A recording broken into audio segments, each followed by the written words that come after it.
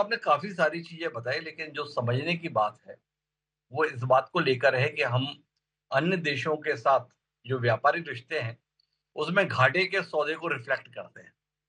America के संदर्भ में जो हमारा व्यापारिक संबंध है वो मुनाफे का है। क्या आप नहीं मानते हैं कि डोनाल्ड ट्रंप अपने देश के संदर्भ में तो ठीक ही कर रहे हैं?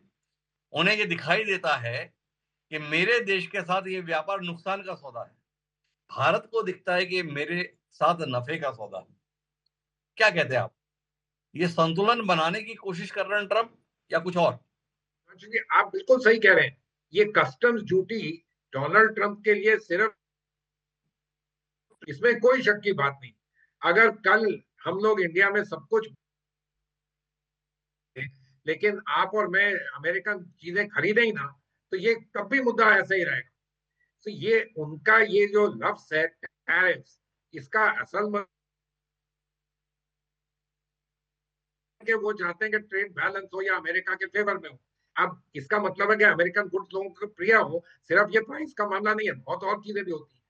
20 25 30 साल पहले जर्मनी और जापान ने अपने टैरिफ वैरिफ सब बिल्कुल लो कर दिए थे, अपनी करेंसी को भी बहुत हाई कर दिया था कि अमेरिकन गुड्स वहां इंपोर्ट हुए, कुछ भी नहीं इंपोर्ट हुआ।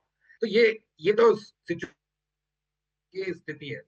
तो हमें, मेरे को ये नहीं लगता कि ये इतना आसान है सिर्फ ट्रेड नेगोशिएशन करने का होना है, और अपने लोगों को ये बताना है कि देखो, मैंने सब दोनों देशों को झुकाया ही नहीं, लेकिन अपने यहाँ वृद्धि हुई, हमारे यहाँ मनी बना, हमारी इकोनॉमी बढ़ी, ये सब उसको दिखाना है। और सिर्फ